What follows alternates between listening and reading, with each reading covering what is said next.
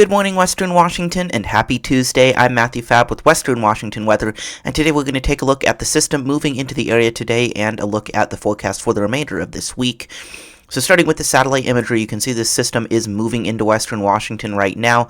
Taking a look at the radar, you can see that rain is moving on to the coast there and into parts of southwest Washington. This will spread through the lowlands through the day today with some showers behind this as well, lasting into tomorrow afternoon.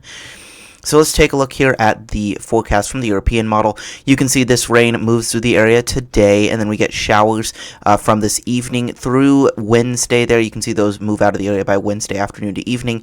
Then we remain dry all the way through Friday there. Some rain starts on the northwest tip of Western Washington there Saturday morning as this atmospheric river moves into parts of Vancouver Island.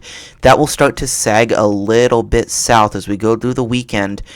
And then as we get to about Sunday, that rain starts to move onto the coast and then in closer to the lowlands as this atmospheric river spreads inland there. You can see by the time we get to Monday morning, we get some rain and mountain snow, and then that should end by the time we get to Tuesday, and then the next system comes in there on Tuesday, though. So we will be looking at getting a bit more active next week, but that is looking off into the extended forecast a bit.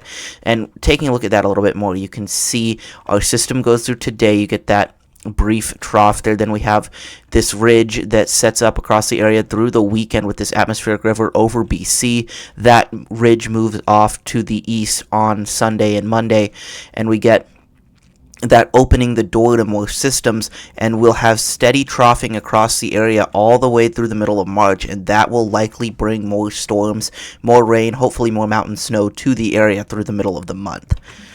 So taking a look at the high-resolution rapid refresh model simulated radar, you can see it's doing pretty well on the location of this rain.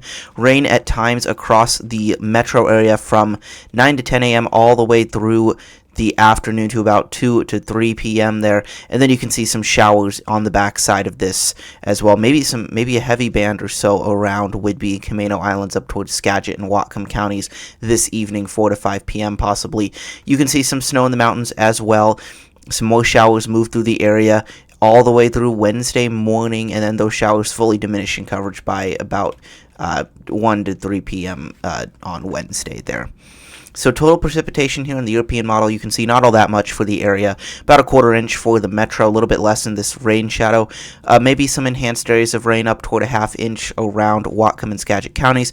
And on the coast, about 0.4 inches to 3/4 of an inch, especially up on the north coast there.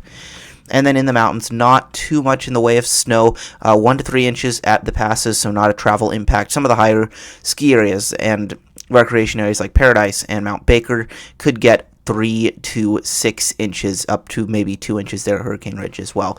So not too impactful of a snowmaker here either.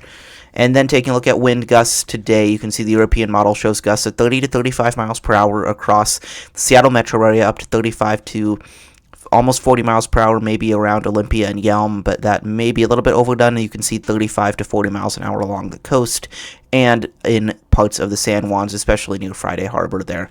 So not too impactful with winds either, just a breezy day. It should refresh some of the air that may be a bit stagnant right now.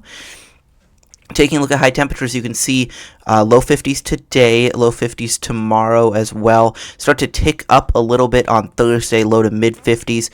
Same thing there on Friday, low to mid 50s across the area. But take a look at Saturday with that atmospheric river to our north across British Columbia. These temperatures increase quite a bit, and we're getting highs on Saturday in the mid 50s to low 60s. 60s most likely from Everett southward, coast in the mid 50s. You see that continues there on Sunday with that atmospheric river still to our north there, and we get these highs again in the upper 50s to low 60s across the region. We crash back down on Monday, though, with highs back to the low to mid 50s, continuing that downward trend into Tuesday with highs in the upper 40s to low 50s, and we remain there into next Wednesday. So you can see as we go through the next week, we're going to have a nice weekend with those really warm temperatures up in the 50s to low 60s.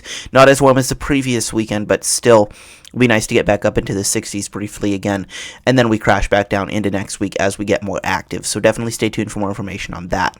And then take a look at this again. We looked at this recently. This is the 6 to 10 day temperature outlook, March 9th to 13th. So part of the first half of next week into the end of the week there. You can see a chance of below average temperatures, kind of like that temperature cool down that we were seeing, and then above average precipitation likely for the next week as well. And that fits with that pattern of more active weather with that troughing across the area that we saw in the extended forecast from the European model.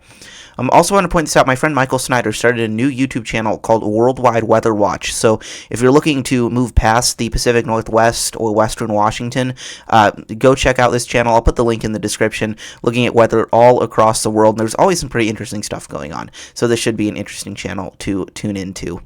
So as always, thank you very much for watching. You can subscribe here on Western Washington Weather. You can click subscribe down below this video. You can also follow me on Blue Sky, on Twitter, and on the Western Washington Weather Facebook group. The links to all of these, along with Michael's new channel, are in the description. So thank you all very much for watching, and I will talk to you all later.